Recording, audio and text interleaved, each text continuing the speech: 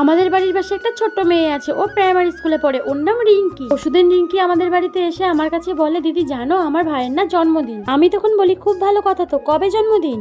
ও তখন বলে এই তো 2 দিন পরে। আমি তখন বলি ও এটা তো খুব ভালো কথা। ও তখন আমাকে বলে, জানো দিদি আমি না স্কুলের টাকা জমিয়েছি, আমি ওটা দিয়ে তোমার কাছে কিন্তু একটা কেক বানাতে দেবো, তুমি আমার একটা কেক বানিয়ে দেবে তো? আমি তখন বলি হ্যাঁ দেবো, কেন দেবো না। আমি তখন বলি তুই তোর ভাইয়ের জন্য কি কেক নিবি? ও তখন বলে, জানো দিদি আমার ভাই না কার্টুন দেখতে খুব ভালোবাসে, আর আমার ভাই না পিকাচু খুব পছন্দ, তুমি আমাকে একটা ইয়েলো কালারের কেক বানিয়ে দেবে আর ওর মধ্যে একটা পিকাচু দিয়ে দেবে।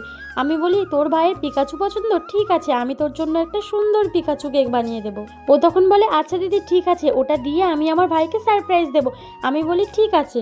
আমার যখন কেকটা বানানো হয়ে যায় আমি ওকে ডাকি, আর ও না সঙ্গে করে ওর ভাইকে নিয়ে এসেছিল, আর ওর ভাই আরও কেকটা দেখে তো অবাকই হয়ে গেছে, বলছে এত সুন্দর কেক তুমি আমার জন্য বানিয়েছো। আর ওর ভাই তো খুশিতে দিদিকে জড়িয়ে ধরেছে। যদি তোমাদের ভালো লেগে থাকে তাহলে তোমরা তাড়াতাড়ি সাবস্ক্রাইব করে নাও।